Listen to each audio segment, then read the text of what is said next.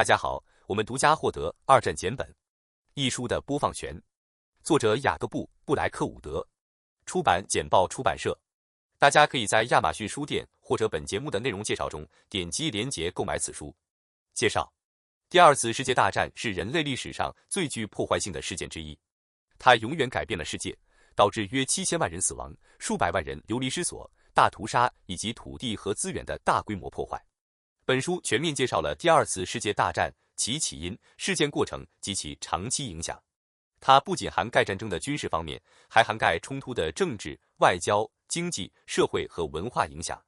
在本书的说明下，读者将更好地了解战争事件，它如何塑造世界以及它在今天的遗产。第二次世界大战简介。第二次世界大战是一场从1939年持续到1945年的全球冲突。这场战争是人类历史上最具破坏性的冲突，导致7000多万人死亡。这是轴心国，包括纳粹德国、法西斯意大利和日本帝国与盟国，包括美国、英国、法国和苏联之间的战斗。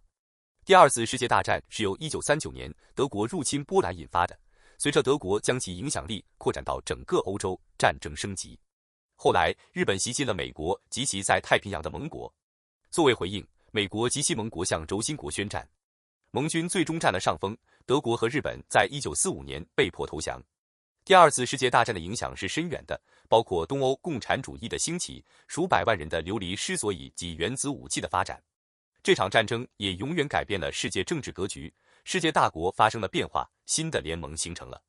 在此之后，联合国的成立是为了促进国际和平与合作。第二次世界大战的遗产今天仍然能感受到，其教训继续在全世界回响。他的遗产提醒人们注意战争的灾难性后果，并呼吁在不诉诸暴力的情况下解决冲突。第二次世界大战的定义和概述。第二次世界大战在盟国和轴心国之间进行，这是人类历史上最具破坏性的战争，造成7000多万人死亡，造成了前所未有的破坏和破坏。战争始于1939年9月1日德国入侵波兰，并于1945年9月2日日本投降而结束。第二次世界大战是两组国家之间的冲突，包括美国、英国、法国、中国和苏联在内的同盟国和由德国、意大利和日本组成的轴心国。轴心国试图扩大对欧洲和亚洲的控制，而同盟国则试图维护其主权并防止轴心国进一步扩张。二战期间，军事技术取得了许多进步，包括引进喷气式飞机、雷达、原子弹和其他大型武器。轴心国和盟军在战争期间都广泛使用了这些武器，造成了巨大的破坏和生命损失。战争见证了许多强大的意识形态运动的出现，包括法西斯主义和共产主义，在战后的几十年里对世界产生了深远的影响。第二次世界大战也见证了欧洲殖民主义的结束和美国和苏联之间冷战的开始。第二次世界大战是一场代价高昂的冲突，导致数百万平民死亡，数百万人流离失所，整个城市被摧毁。尽管死亡人数惨重，但第二次世界大战在多个方面对世界产生了持久的影响，包括军事技术的进步、强大的意识形态运动的出现，以及欧洲殖民主义的终结。导致战争的原因和事件。第二次世界大战是人类历史上最致命的冲突之一，估计有5000万人丧生。虽然有许多原因和事件导致战争的开始，但主要的触发因素之一是凡尔赛条约。凡尔赛条约于1919年第一次世界大战结束时签署。该条约对德国施加了严格的限制和惩罚，包括严格限制其军事、赔款支付和吞并领土。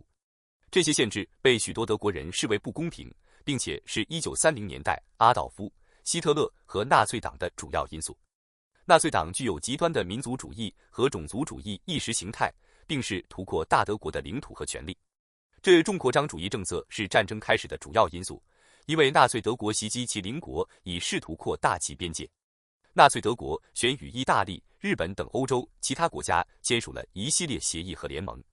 1941年12月，日本偷袭珍珠港，和1939年9月，纳粹德国入侵波兰，通常被视为引发战争开始的有形事件。但重要的是要认识到，这些事件是战前多年紧张局势和侵略的结果。总之，虽然珍珠港袭击和纳粹德国入侵波兰通常被视为第二次世界大战的主要导火索，但导致战争开始的原因和事件有很多。其中最主要的是范斯熟条约，它激怒了许多德国人，并导致了纳粹党的崛起。此外，纳粹德国的扩张主义政策及其与欧洲和日本其他国家的联盟是战争开始的主要因素。4. 主要参与者和联盟。第二次世界大战是涉及世界上绝大多数国家，包括所有大国，形成了两个对立的军事联盟——协约国和轴心国。这场战争横跨多个大陆和领土，包括欧洲、北非、中东、亚洲和太平洋。战争的主要参与者是美国、英国、苏联、中国、日本、德国、意大利和法国。这些国家形成了两个主要联盟盟国，包括美国、英国、苏联和中国，以及轴心国，其中包括德国、意大利和日本。参加战争的其他国家包括波兰、加拿大、澳大利亚和纽西兰。美国和英国构成了盟军的基础，美国为战争提供了大部分财政和物质资源。苏联于1941年加入盟军，中国于1945年加入盟军。这四个大国共同对抗德国、意大利和日本，组成了轴心国。轴心国的主要盟友是胡恩加里、罗马尼亚、保加利亚和芬兰。尽管结盟，但这些国家都没有向美国宣战。然而，轴心国得到了其他多个国家的援助，包括德国的卫星国、克罗埃西亚、斯洛伐克和维希法国的傀儡国。这场战争横跨多个大陆和领土，包括欧洲、北非、中东、亚洲和太平洋。它见证了数百万士兵和平民的参与，以及包括原子弹在内的新技术和开发技术的使用。战争导致数百万人死亡，整个人口流离失所，整个城市被彻底摧毁。5. 战争的进程。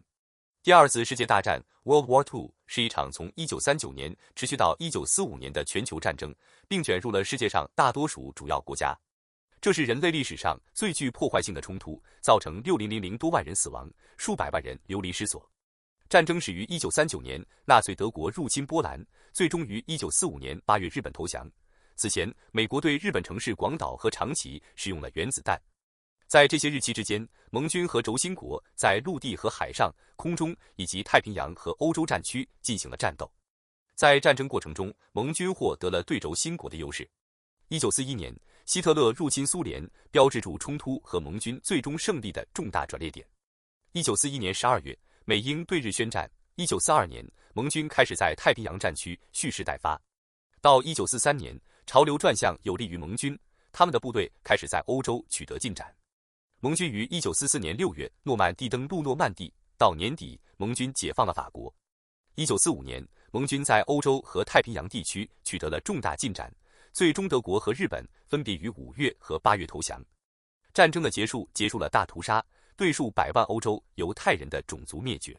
第二次世界大战是人类历史上代价最高、最致命的战争，导致数百万人死亡，数百万人流离失所，无数城市被摧毁。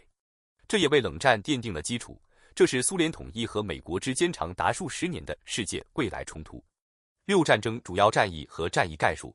第二次世界大战是人类历史上最具破坏性的冲突之一，导致数百万人死亡，数百万人流离失所。它横跨多个大陆，涉及许多国家，主要战役和战斗发生在欧洲、北非、亚洲和太平洋地区。在欧洲，纳粹德国于1939年9月入侵波兰，引发了战争的开始。随后是英国战役、入侵苏联、列宁格勒围城战、史达林格勒战役、诺曼底登陆和柏林战役。柏林战役于1945年5月以德国投降而告终。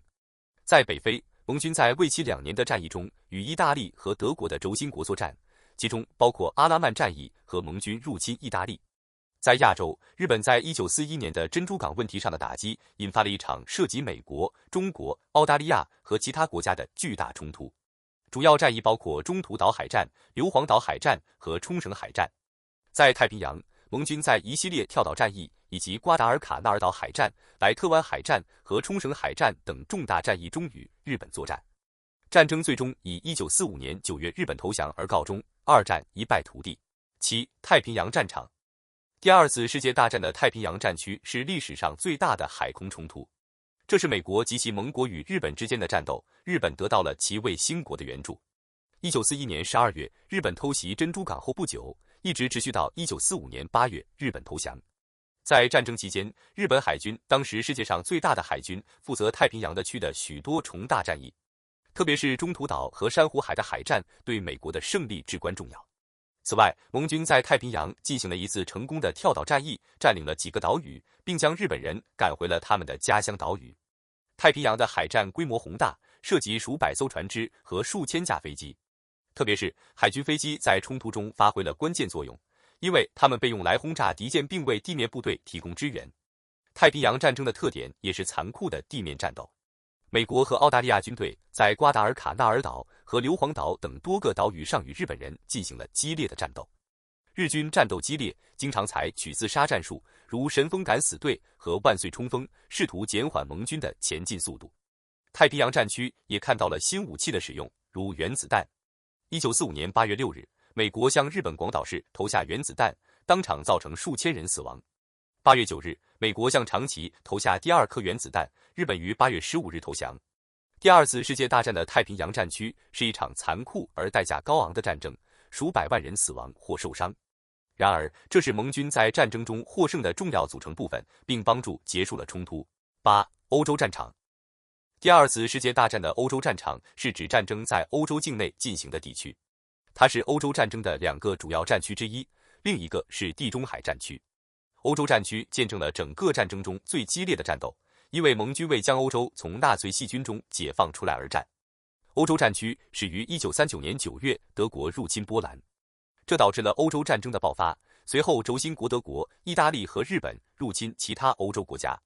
1940年5月，德国对低地国家和法国进行了大规模入侵，导致巴黎在6月沦陷。1941年，德国入侵苏联，开始向东推进。欧洲战区的大部分战斗发生在东线，苏联在与德国军队的斗争中遭受了巨大的生命和资源损失。1941年，德国也开始对英国进行空袭，导致了不列颠之战。在东部，德国占领了苏联的领土；在西部，德国入侵并占领了挪威、丹麦和西欧的大部分地区。1943年，盟军开始对德国进行战略轰炸。1944年6月，盟军发动了诺姆安迪的诺曼底登陆。这是有史以来最大的2期入侵，也是欧洲战争的转捩点。诺曼底登陆后，盟军继续在东部和西部推进，将轴心国军队击退。1945年4月，盟军占领了柏林，到5月，欧洲战争结束。欧洲的胜利是战争的一个重大转捩点，因为它使盟军能够将精力集中在太平洋战争上。9. 家庭生活。第二次世界大战不仅在欧洲，而且在全世界都对国内战线产生了深远的影响。许多参与其中的国家被迫适应战争的要求，从使用配给到动员平民。在战争期间，平民不得不做出牺牲并适应新的生活方式。配给是战争期间的一大特色。由于食品和其他物资短缺，政府实行配给，这意味着人们不得不用更少的钱来凑合，并且必须围绕可用的东西计划膳食和其他购买。还鼓励人们自己种植食物，如蔬菜和水果，这有助于补充口粮。国内战线也大规模动员了平民，全世界数以百万计的女性加入了工作力大军，以说明填补被派去战斗的男性在工作力中的空白。这导致对性别角色的态度发生了巨大变化，妇女承担了以前被认为完全属于男性的角色。除了动员工作力外，战争还增加了对技术的使用。对更高效率和生产力的需求导致了一系列新技术的发展，如雷达、声纳和航空。这些技术对战争的方式产生了巨大影响，并将在未来几十年继续塑造世界。战争还对国内前线的文化和社会生活产生了重大影响，鼓励人们自愿参加战争并支援士兵。音乐、艺术和文学都发生了变化，以反映战争的真实情况，而后方是部队士气的主要来源。第二次世界大战对国内人民的生活产生了深远的影响，它改变了人们生活、工作和思考生活和周围世界的方式。尽管困难重重，但后方是战争的重要组成部分，没有它，战争将大不相同。10. 配给和保护工作。第二次世界大战标志着许多国家紧张的配给和保护努力的时期，因为各国努力保存资源以支援其战争努力。实行配给制度，以确保粮食、燃料和其他材料等基本资源得到公平和公正的分配，同时确保这些资源尽可能长时间的使用。还必须鼓励公民负责任地使用资源，并使其生活方式适应战时经济的要求。每个国家的 rationing 系统都不同，尽管大多数涉及某种形式的配给卡或优惠券簿，允许人们购买一定数量的某种物品。例如，在英国，每个人都会收到一本配给簿，其中包含糖、鸡蛋、茶和肉类等物品的优惠券。人们可以用优惠券购买物品，可用数量受到可用资源数量的限制。除配给外，各国政府还鼓励教友参与保护工作，对人们可以使用的电力和燃料量施加了限制，同时鼓励公民尽可能修理和重复使用物品。废料驱动器用于收集金属和其他可以重复使用或用于生产战争材料的电子。还鼓励人们在他们的花园或胜利花园种植自己的蔬菜和水果，作为补充口粮的一种方式。第二次世界大战对许多国家来说是一个点燃牺牲的时期，配给和保护只是要求公民做出贡献的两种方式。这些努力对于战争的成功至关重要，而公民个人的牺牲对于说明盟军赢的战争至关重要。11. 太平洋战区的后方生活。第二次世界大战对生活在太平洋战区的人们的生活产生了深远的影响。战争给日常生活带来了巨大的干扰，因为该地区的人民不得不适应他们所在地区的军事存在和活动。虽然战争的大部分焦点都集中在盟军和轴心国之间的冲突上，但战争对生活在该地区的人们的生活产生了巨大影响。随着战争的进行，军队成员被派往该地区以各种身份服役，这对人口产生了重大影响，因为许多人与家庭分离了很长时间。此外，配给和粮食、燃料和其他供应品的短缺成为一个主要问题。此外，许多平民的家园和企业在战争中遭到破坏或摧毁，使他们无法获得资源。战争也造成了巨大的经济困难，许多人不得不找到新的工作或从事兼职工作来维持生计。在日本控制的领土上尤其如此，那里的人们要么被强行迁移，要么他们的生意被接管。此外，军事人员的涌入给该区域的资源造成压力，导致平民进一步陷入经济困难。最后，战争也带来了巨大的痛苦和死亡。为了抵抗日本人，许多平民选择加入抵抗，往往结果惨淡。此外，战争在战斗和轰炸行动中造成数千名平民死亡。总的来说，第二次世界大战对生活在太平洋战区的人们的生活产生了巨大影响。由于军事存在和战争的影响，该地区人民的生活受到严重干扰。战争还对该地区的经济产生了重大影响，并导致了巨大的痛苦和死亡。12. 欧洲战区的后方生活。第二次世界大战对欧洲的后方产生了深远的影响。战争对公民的生活造成了重大变化，动员了数百万人，实行了配给制，关闭了工厂，并创造了新的工业。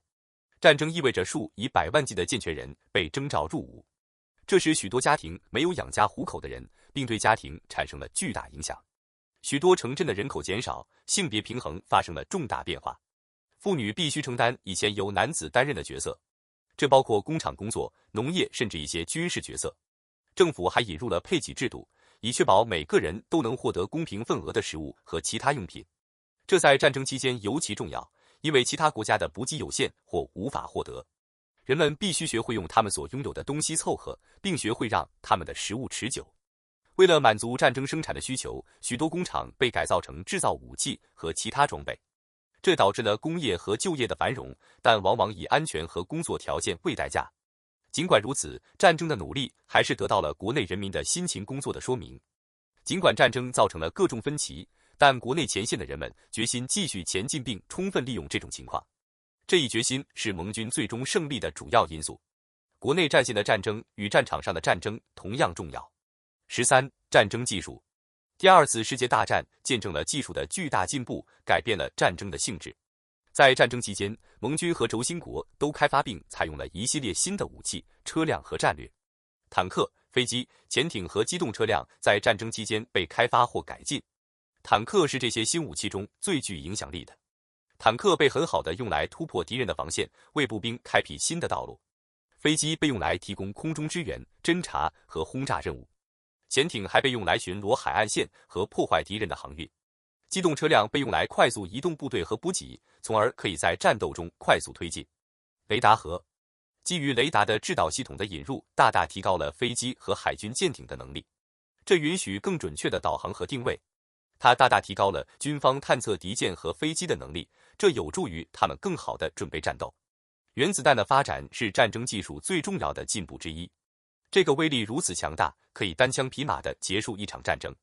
第一颗原子弹投在日本广岛和长崎，有效地结束了战争。第二次世界大战中心技术的使用彻底改变了战争的方式。新的武器和战略允许更具破坏性和更有效的战斗，导致世界上有史以来最具破坏性的战争。